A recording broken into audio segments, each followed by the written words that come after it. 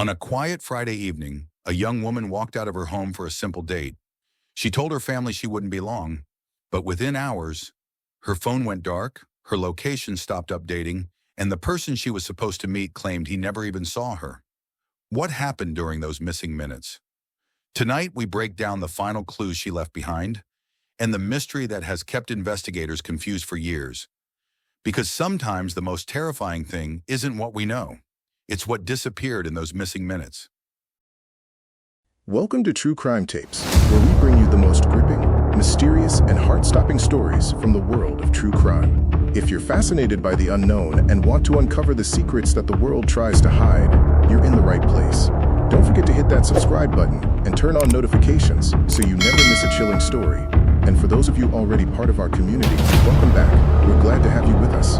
Drop a comment below to share your thoughts and theories, because we love hearing from you. True Crime Tapes. The truth is always stranger than fiction. Lena Jason was the kind of person who lit up every room she entered. Born in San Francisco to immigrant parents who had built a successful restaurant business from nothing, Lena had inherited their work ethic and their warmth.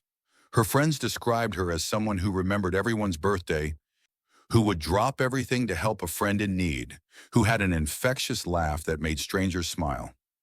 After graduating from the University of Washington with a degree in graphic design, Lena had landed her dream job at a tech startup in Seattle's South Lake Union neighborhood.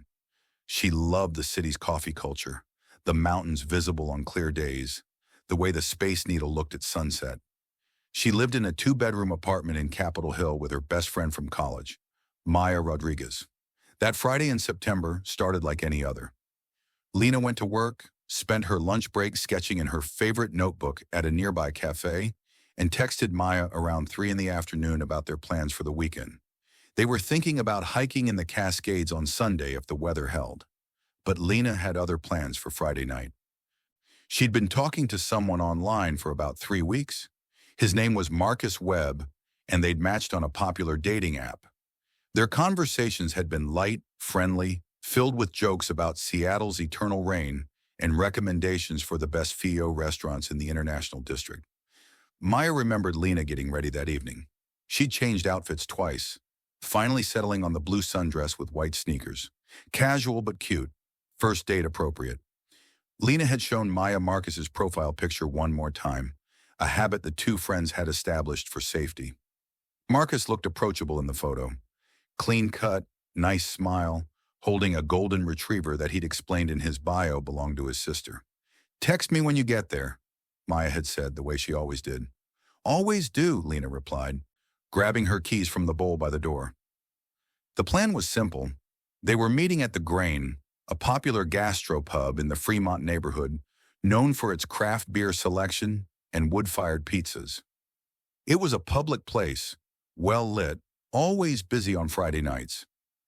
Lena had suggested it specifically because she'd been there before and felt comfortable there. Security footage from Lena's apartment building shows her leaving at 6:47 p.m., checking her phone as she walked toward the elevator. She was smiling at something on the screen. The doors closed behind her, and she descended to the lobby. The next footage shows her exiting the building and walking west on Pike Street. She stopped at the corner to check her phone again before turning north. The evening was beautiful. That golden hour when Seattle's notoriously gray skies sometimes break into unexpected sunshine. Other pedestrians moved around her, everyone heading toward their Friday night plans. Lena texted Maya at 7:04 p.m. "On the bus, should be there in 15. At 7:19 p.m., another text. "Just got here. He's already inside. Found a table." That was the last message Maya received from her best friend. Maya wasn't worried at first. First dates could run long, especially good ones. She settled in to watch a movie, expecting Lena to text with updates or at least send the signal they'd agreed on. If Lena texted the word emergency, Maya would call with a fake crisis that required Lena to leave immediately. It was their escape plan, one they'd never actually had to use. But as the evening wore on, Maya found herself checking her phone more frequently. By 9:30, she sent a casual text. "How's it going?"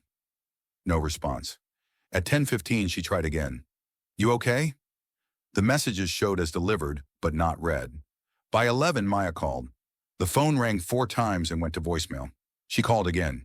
Same result. On the third attempt, the call went straight to voicemail, as if the phone had been turned off or died. That's when the worry started to bloom into something darker. Lena always kept her phone charged. She was meticulous about it, carrying a portable charger in her purse specifically so she'd never be caught with a dead battery, especially not on a first date in a city where anything could happen. Maya tried to rationalize it. Maybe the date was going really well. Maybe they'd gone somewhere quieter to talk, and Lena's phone was on silent. Maybe they decided to catch a late movie, and Lena couldn't check her messages in the theater. But Lena had never, not once in their 4 years of friendship, gone radio silent like this. Not without a heads up. Not without some kind of acknowledgement. At 11:45, Maya made a decision. She pulled up the screenshot of Marcus Webb's profile that Lena had shown her earlier. She opened the dating app and tried to find his profile to send him a message. But it appeared to be deactivated or deleted. The profile was simply gone. At midnight, Maya called Lena's parents. By 12:30, after Lena's father tried calling his daughter's phone multiple times with the same result, the family made the call that would change everything. They contacted the Seattle Police Department to report Lena Jason missing. The dispatcher explained what they already knew. Adults have the right to go off-grid, and most missing person cases resolve within 24 hours when someone simply forgot to check in. But something in Mrs. Jason's voice, the certainty that something was wrong, prompted the dispatcher to take detailed notes. Lena's last known location, the Grain in Fremont, the person she was meeting, Marcus Webb, someone she'd only known through a dating app. Her last communication, 7:19 p.m., telling Maya she'd arrived at the restaurant. As the Jason family spent that sleepless night making calls and checking local hospitals, none of them could have known that they were already hours behind whatever had happened. The crucial moments had already passed.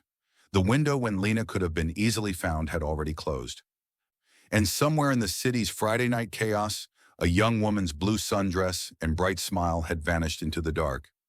Marcus Webb's story seemed straightforward at first. When police located him Saturday morning and brought him in for questioning, he appeared cooperative, even concerned. He was 28 years old, worked as an IT consultant for various Seattle businesses, and lived alone in a studio apartment in the University District. According to Marcus, he had arrived at the Grain around 7:10 and secured a table near the window. He ordered a beer and waited. When Lena arrived at approximately 7:20, they greeted each other, and she sat down across from him. She seemed happy, Marcus told investigators. A little nervous, maybe, but in a normal first date way. We talked about her work, about the neighborhood. She ordered a glass of wine. They talked for about an hour, Marcus claimed. The conversation flowed easily. They discovered they both loved hiking and had both read the same obscure science fiction novel. Lena seemed relaxed, laughing at his jokes. Nothing seemed wrong. Around 8:20, she got a text or something, Marcus continued. She checked her phone, and her whole expression changed. She looked worried, maybe even scared. She said something had come up, a family emergency, and she needed to leave right away. According to Marcus, Lena apologized profusely, grabbed her purse, and hurried toward the door. He called after her, asking if she needed help or a ride, but she said she was fine and disappeared into the evening. He sat there for a few more minutes, confused and disappointed, then paid the tab and went home. I figured she'd gotten cold feet, or maybe the emergency was real, he told police. I didn't want to be that guy who keeps texting after someone clearly wants space, so I just left it. I thought maybe she'd reach out when she was ready. The story had a ring of plausibility. It explained why Lena left the restaurant. It explained why she might have seemed distracted or rushed. First dates went wrong all the time for a million different reasons. But investigators had questions. Big ones. First, the Grain's security footage told a different story. The restaurant manager had provided police with that evening's recordings within hours of being contacted. The footage showed Marcus arriving and taking a seat at 7:13 p.m. It showed Lena entering at 7:21 p.m. and joining him at the table. But here's what made detectives' instincts prickle. Lena never checked her phone at the table. Not once during the hour she sat there. The footage showed her setting her purse on the chair beside her, but her phone never came out. Not at 8:20. Not at any point during their conversation. Second, the bartender who served them that night remembered the couple clearly. It had been a busy evening, but something about Lena had stuck in his memory. When investigators showed him her photo, he nodded immediately. "Yeah, I remember her," he said. "She seemed fine at first, but then she got really quiet. The guy she was with kept trying to get her to order another drink, but she stuck with just water after the first glass of wine. She looked uncomfortable, honestly. Like she wanted to leave but was too polite to say so." The bartender's account didn't match Marcus's version of an easy-flowing conversation. It suggested tension, discomfort, someone who wasn't having the good time Marcus described. Third, and perhaps most damning, was Marcus's phone. When investigators obtained his phone records through a warrant, they discovered he deleted his entire text conversation with Lena at 8:47 p.m. that night. The messages were gone from his device, wiped clean less than an hour after Lena had supposedly left the restaurant in a hurry. When confronted with this deletion, Marcus's story shifted slightly. He admitted he'd felt embarrassed about being ditched and had deleted the conversation in a moment of frustration. "I was upset," he explained. "I thought she'd ghosted me. I didn't want to keep looking at the messages and feeling bad about myself." But investigators wondered, why delete evidence of a conversation that proved his story? Why not keep the messages showing their friendly rapport, their plans to meet, her sudden emergency? Then there was the dating app profile. Marcus claimed he deactivated it because he was taking a break from online dating after the disappointing date with Lena. But the timing was curious. His profile was deleted at 11:52 p.m. Friday night, just as Maya was trying to find it to send him a message. Marcus had an explanation for everything. The inconsistencies in his story weren't lies, he insisted, just honest mistakes in recollection. The deleted messages were emotional impulse, not criminal intent. The deactivated profile was coincidental timing. And here's the thing that made the case so frustrating. None of it was impossible. People misremembered details when stressed. People did delete conversations when they felt rejected. People did deactivate dating profiles at random times. But when you added it all together, when you laid out every small inconsistency in a timeline, a pattern emerged. A pattern that looked like someone who was carefully managing their story, someone who was preparing for questions before the questions even came. The problem was, investigators couldn't prove Marcus was lying. His story had just enough truth woven through it to make untangling fact from fiction nearly impossible. And without Lena, without her version of events, they were working with shadows and guesses. Marcus Webb was never arrested. He was never charged. He was simply a person of interest, the last known person to see Lena Jason before she vanished into the Seattle night. And as the investigation deepened, detectives began to wonder if the real story wasn't about what happened at the Grain at all. Maybe the crucial moments happened somewhere else entirely, somewhere between the restaurant and wherever Lena ended up, somewhere in those missing minutes that nobody could account for. In the modern age, we leave traces everywhere. Our phones ping cell towers. Security cameras capture us crossing intersections. Digital breadcrumbs mark our path through the world. For investigators, these traces can be the difference between a mystery and a solution. Lena Jason's digital trail began to paint a picture, but like an incomplete jigsaw puzzle, the missing pieces made the full image impossible to see clearly. The last message Lena sent from her phone was that 7:19 p.m. text to Maya. "Just got here. He's already inside. Found a table." The message was sent from the Grain's location, pinging off a cell tower in Fremont that served that immediate area. After that, Lena's texting history went silent, but her phone remained active for another 43 minutes. At 7:34 p.m., her phone pinged a tower 3 blocks east of the Grain. She was moving but not far, still within walking distance of the restaurant. At 7:51 p.m., another ping, this time from a tower near the Fremont Bridge. She'd moved again, continuing east, now closer to the water. The final ping came at 8:02 p.m. from a tower near Gasworks Park, a popular public space on the northern shore of Lake Union. After that, nothing. The phone either died, was turned off, or was destroyed. Investigators walked the route those pings suggested. 3 blocks east of the Grain would put Lena in a mixed commercial and residential area. Plenty of businesses, some foot traffic even on a Friday night, but not the bustling crowd of the main Fremont Strip. The Fremont Bridge area was busier. Cars crossing the bridge, pedestrians moving between neighborhoods, the Burke-Gilman Trail running nearby, popular with evening joggers and cyclists. Gasworks Park, even on a September evening, would have been busy. It's one of Seattle's most iconic spots, with sweeping views of the city skyline across the water. People flew kites there, had picnics, watched the sunset. But as evening turned to night, the park would empty out, especially the areas farther from the main lawn. The digital trail suggested Lena had left the grain and walked east. But why? And was she alone? Investigators pulled security footage from every business along the route. A coffee shop 3 blocks from the grain had a camera pointed at the sidewalk. The footage from 7:32 p.m. showed a figure in light-colored clothing walking past, moving quickly. The image was grainy, the angle wasn't perfect, but the clothing looked consistent with Lena's blue sundress. The figure appeared to be alone. A gas station near the Fremont Bridge had cameras covering its parking lot and the adjacent sidewalk. At 7:49 p.m., those cameras captured someone matching Lena's description, walking north on the sidewalk. Again, the figure appeared to be alone. But the body language was wrong. Not the confident stride of someone going somewhere. More hurried, more purposeful in an urgent way. After that, the video trail went cold. No cameras at Gasworks Park captured her arrival. No footage showed what happened when she reached the water's edge. But investigators found something else. A witness who'd been at Gasworks Park that evening, walking her dog, reported seeing a young woman in a blue dress near the north section of the park around 8 p.m. The woman had been standing near the water, looking at her phone.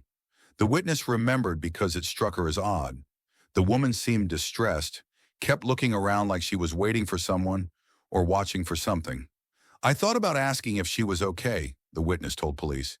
"But then my dog pulled me toward the trail, and when I looked back, she was gone. I figured she was fine. Probably just waiting for a friend." That witness statement placed Lena at Gasworks Park around the same time as her phone's final ping. But what happened next remained a mystery. Detectives also examined Lena's dating app messages with Marcus Webb. While Marcus had deleted the conversation from his device, the app's servers retained records. The messages showed a normal early-stage online connection, light flirting, shared interests, plans for a first date at a public place. Nothing in those messages suggested danger. No red flags, no aggressive behavior, no inappropriate questions, just two people trying to make a connection in the digital age. But one detail caught investigators' attention. In one exchange from 2 days before their date, Marcus had mentioned that Gasworks Park was one of his favorite spots in Seattle. "The view at sunset is unbeatable," he'd written. "One of the best-kept secrets for anyone who wants to see the real Seattle." Lena had responded enthusiastically, saying she'd been meaning to visit but hadn't made it there yet. Was it a coincidence that Lena's phone last pinged from exactly that location? Or had she ended up there for a reason connected to that conversation? Investigators tried to trace Marcus's movements that evening after Lena left the grain. His phone records showed his device remaining in the Fremont area until approximately 8:30 p.m. Then it moved north toward his apartment in the University District. But here's the problem with cell tower pings. They're not GPS coordinates. They show general areas, not exact locations. Marcus's phone being in Fremont until 8:30 could mean he was still at the restaurant. Or it could mean he was 3 blocks away, or at the Fremont Bridge, or at Gasworks Park. The ping data was suggestive but not conclusive. It raised questions without answering them. Investigators also looked at Lena's other digital footprints. Her email showed nothing unusual. Her social media was normal. Her bank account showed no activity after 6:00 p.m. that Friday when she'd stopped at a convenience store to buy gum. The last photo she'd posted online was from 2 days before the date, a sunset shot from her apartment window with a caption about looking forward to the weekend.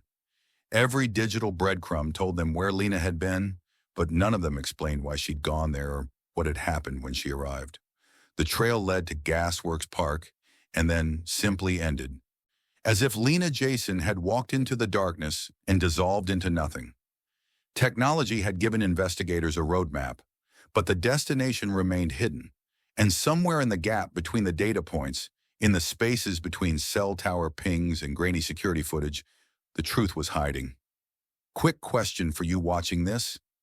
Tell us where you're watching from. I love seeing how far this community reaches. Drop your city or country in the comments below. It's amazing to know this story is being heard all around the world. The official investigation into Lena Jason's disappearance launched in full force that Saturday morning. Detective Lisa Morrison of the Seattle Police Department's Missing Persons Unit took lead on the case, and she brought the urgency that Lena's family desperately needed. Morrison was a 20-year veteran who'd worked dozens of missing person cases. She knew the statistics. The first 24 to 48 hours were crucial. After that, the chances of finding someone alive dropped significantly.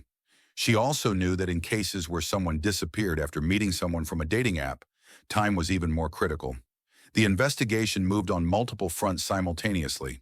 Search teams combed Gasworks Park that Saturday, looking for any sign of Lena or items that might belong to her. Divers searched the waters off the park's shore, a grim necessity given the phone's last ping location.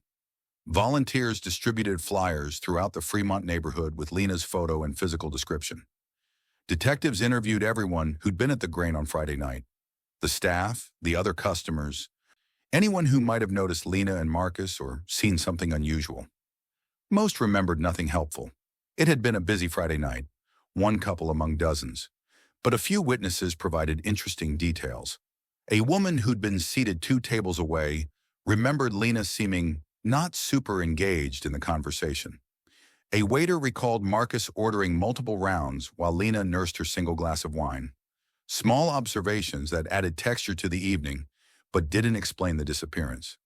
Marcus Webb sat for multiple interviews over the following week. Each time his story remained consistent. Yes, he'd been on a date with Lena. Yes, she'd left suddenly. No, he had no idea what happened to her after that. He expressed concern for her well-being and cooperation with the investigation. His apartment was searched with his consent. Nothing suspicious was found. No signs of struggle. No evidence Lena had ever been there. His computer and phone were forensically examined. Beyond the deleted text conversation with Lena, investigators found nothing incriminating. Marcus's work history checked out. His references described him as reliable and professional. His neighbors knew him as quiet and friendly. His ex-girlfriends, when located and interviewed, had nothing alarming to report. One described him as kind of forgettable, which wasn't exactly a glowing endorsement, but wasn't evidence of criminal behavior either. The dating app company provided records showing Marcus had been active on the platform for 8 months. He'd had matches and conversations with multiple women. Investigators tracked down several women he'd met in person. All reported normal, uneventful dates. Some had led to second dates, some hadn't. None reported feeling threatened or uncomfortable. On the surface, Marcus Webb appeared to be exactly what he claimed, a single guy trying to meet someone who'd had the terrible luck of being on a date with someone who subsequently vanished.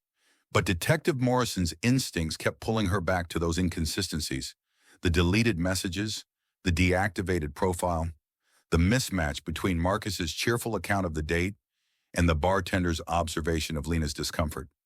"Something's not right," Morrison told her partner.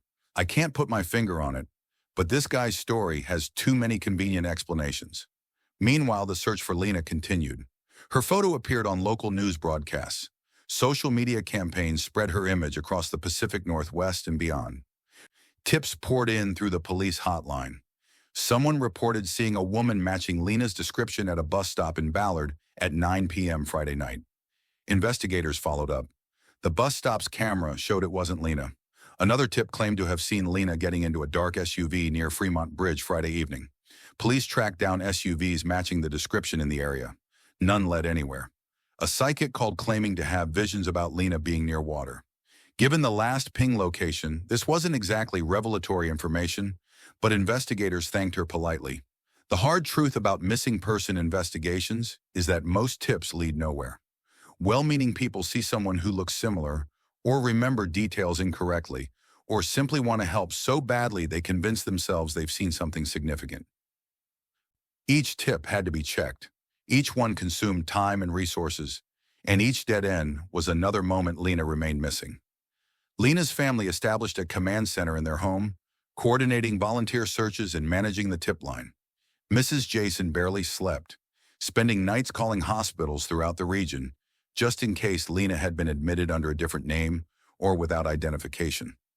Mr. Jason took a different approach, diving deep into researching Marcus Webb online. He collected every piece of publicly available information, building a profile that he presented to detectives weekly. It was the work of a desperate father who needed to do something, anything, even if that something was searching through years of social media posts looking for clues. Maya Rodriguez struggled with guilt. If only she'd insisted on meeting Marcus before the date. If only she'd called Lena earlier in the evening. If only she'd reported Lena missing the moment the phone went to voicemail instead of waiting until midnight. The rational part of her brain knew these if-only thoughts were pointless, but the emotional part couldn't let them go. As days turned into weeks, the investigation hit wall after wall. Every promising lead fizzled out. Every theory had holes. The physical search of Gasworks Park and the surrounding area had yielded nothing. No personal items, no signs of struggle, no body. Lena Jason had simply vanished. By the end of September, Detective Morrison had to face an uncomfortable reality. Without new evidence, without witnesses who'd seen something concrete, without Lena's phone or body, the case was going cold. Marcus Webb remained a person of interest but not a suspect. The distinction mattered legally. They could watch him, could continue investigating his background, but couldn't charge him with anything. The case file grew thicker, filled with interviews and tip reports and forensic analyses. But none of it added up to an answer. Just pieces of a puzzle that didn't quite fit together, no matter how many times investigators rearranged them. And somewhere, Lena's fate remained unknown. Was she alive somewhere, unable to contact her family for reasons no one had yet uncovered? Had something terrible happened that September night? Had she been the victim of foul play or a tragic accident? The questions multiplied, but the answers remained frustratingly out of reach. 3 months after Lena Jason's disappearance, just as the cold Seattle winter was settling in and the case had faded from front-page news to occasional updates, something unexpected happened. A woman named Jennifer Park came forward with information that would crack the investigation wide open and point it in a completely different direction. Jennifer had been following Lena's case in the news with more than casual interest. She recognized something in the story that made her deeply uncomfortable. She recognized Marcus Webb. 5 years earlier, Jennifer had matched with Marcus on a different dating app. They'd gone on 2 dates. Nothing terrible had happened. She was quick to clarify. But something about the experience had stuck with her, made her uneasy in a way she'd had trouble articulating even to her friends. On their second date, they'd gone for a walk in Discovery Park. During the walk, Marcus had suggested they go to a more secluded spot to watch the sunset. Jennifer had declined, saying she needed to get home. Marcus's reaction had been cold. Not angry exactly, but distant, like a switch had flipped.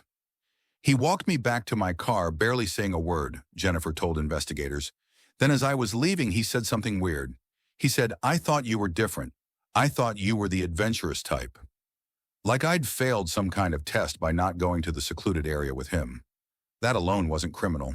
But Jennifer had more to share. She'd stayed connected to Marcus on social media for a few months after their dates, mainly because she hadn't gotten around to unfriending him. She'd noticed a pattern in his posts. He was always tagging locations near water. Lake Union, Puget Sound, various parks along Seattle's waterfront, and he had a specific interest in areas that were quiet, less populated. "It might sound like nothing," Jennifer said, "but when I saw that Lena's phone last pinged near Gasworks Park, near the water, it just clicked. That's exactly the kind of place Marcus always talked about. Quiet spots near water where you could really see the city." Detective Morrison listened carefully. One woman's uncomfortable experience didn't prove Marcus had done anything to Lena, but it established a pattern of behavior, suggesting secluded locations to women he was just getting to know, becoming cold when they had declined. Then came the bombshell. Jennifer had saved her text conversations with Marcus from 5 years ago. She wasn't sure why she'd kept them. Maybe some instinct for documentation. Maybe just never getting around to deleting old messages. In those texts, Marcus had suggested meeting at Gasworks Park for their 3rd date, the date that never happened because Jennifer had decided she didn't want to see him again. "Meet me at the north side," his message read. It's quieter there, better for actually talking and getting to know each other. The main lawn is always too crowded.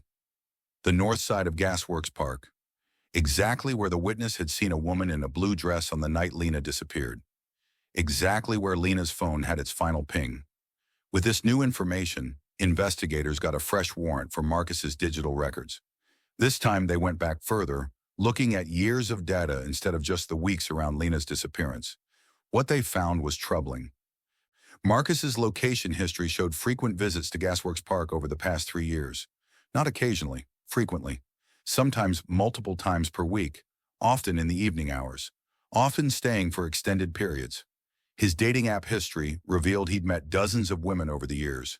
Most conversations went nowhere, but investigators focused on the ones that had progressed to planning dates. They found 8 women in addition to Lena, who Marcus had suggested meeting at Gasworks Park. Detectives tracked down these women. 3 had declined the location and suggested somewhere else. Marcus had stopped responding to their messages after they declined. 2 had accepted but suggested the main lawn area. Marcus had agreed but seemed less enthusiastic in his subsequent messages. 3 had agreed to meet at the location Marcus specified on the north side of the park. Those dates had happened, and all 3 women reported the same thing. Marcus had been perfectly polite, but there was something off about the experience, about how he'd chosen that specific spot, about how he'd seemed more interested in the location than in them. None of these women had experienced anything criminal, but the pattern was clear. Marcus had a specific interest in that particular location. He orchestrated dates to happen there, and when women didn't go along with his preferred plan, he lost interest quickly. Then came an even stranger discovery. Investigators found Marcus's posts on a photography forum from 4 years earlier. He'd shared dozens of photos taken at Gasworks Park, mostly at sunset or after dark. In one forum discussion, he'd written, "There's something about this place that calls to me. I probably spend too much time here, but it's where I feel most myself, especially the quiet side, away from the crowds. That's where you can really think." Detective Morrison assembled a timeline. Marcus had been obsessed with this location for years. He regularly tried to bring dates there. Lena's phone had last pinged from that exact spot. The coincidence was too significant to ignore. But obsession with a location, even a strange pattern of suggesting it for dates, wasn't evidence of a crime. Plenty of people had favorite spots they wanted to share with potential partners. It was weird, sure, but weird wasn't illegal. What investigators needed was evidence that Marcus had been at Gasworks Park on the night Lena disappeared. His cell phone records weren't precise enough. They showed him in the general Fremont area, but that covered several square miles. So investigators went back to the video, every camera they could find, every angle, every minute of footage from that evening. And they found something. A traffic camera at the intersection of North Lake Way and Meridian Avenue North, about a quarter mile from Gasworks Park, had captured vehicles turning toward the park entrance at 7:44 p.m. Among those vehicles was a silver Honda Civic. Marcus Webb drove a silver Honda Civic. The image wasn't clear enough to read the license plate or see the driver definitively, but the make, model, and color matched. The timing matched. The direction of travel matched. Confronted with this discovery, Marcus's story evolved again. Yes, he admitted, he had driven by Gasworks Park that evening. After Lena left the grain, he'd felt restless and decided to go for a drive. Gasworks was on the way back to his apartment, and he'd driven through the parking area briefly before heading home. "I do that sometimes," he explained. "It's where I go to clear my head. I wasn't following Lena. I didn't even know she was there. I drove through the parking lot, didn't see anything interesting, and went home." It was plausible, barely, but it added another layer of coincidence to a case that was drowning in them. Marcus just happened to suggest a location he was obsessed with. Lena just happened to end up there. Marcus just happened to drive by around the same time Lena's phone went dark. The pattern was clear, but the proof remained elusive. Investigators knew they were missing something. Some piece of evidence that would turn all these suggestive circumstances into concrete answers. The twist had changed everything and nothing. They understood Marcus better now. They understood his fixation, but they still didn't know what had happened to Lena Jason in those missing minutes. They still didn't have a body. They still didn't have enough evidence to charge anyone with any crime. The investigation wasn't cold anymore. It was burning with questions that demanded answers. But the answers remained just out of reach, hiding somewhere in the dark waters of Lake Union or the shadows of Gasworks Park. As of 2025, Lena Jason remains missing. 6 years have passed since that September evening when she walked out of her apartment in a blue sundress and vanished into the complexity of a modern city. The official investigation remains open. Detective Morrison retired in 2023, but she handed the case to a younger detective who promised to keep pushing, keep looking, keep hoping for the break that would finally provide answers. Marcus Webb has never been charged with any crime related to Lena's disappearance. He moved out of Seattle in 2021, relocating to Portland, Oregon, where he continues to work in IT consulting. He's deleted all his social media accounts and dating app profiles. He's declined all media requests for interviews. Legally, Marcus is innocent. The circumstantial evidence, however compelling to investigators and the public, never crossed the threshold necessary for charges. Without a body, without witnesses, without proof that a crime even occurred, prosecutors couldn't build a case. Lena's family has never stopped searching. Her parents maintain a website dedicated to her case, updating it with any new information, keeping her story alive in the public consciousness. They've hired private investigators. They've consulted with experts in missing persons cases. They've put up a $50,000 reward for information leading to Lena's whereabouts. Mrs. Jason has said in interviews that the not knowing is the worst part. If something terrible happened, as a mother, I need to know. I need to bring my daughter home. The uncertainty is a special kind of torture. Maya Rodriguez thinks about her best friend every single day.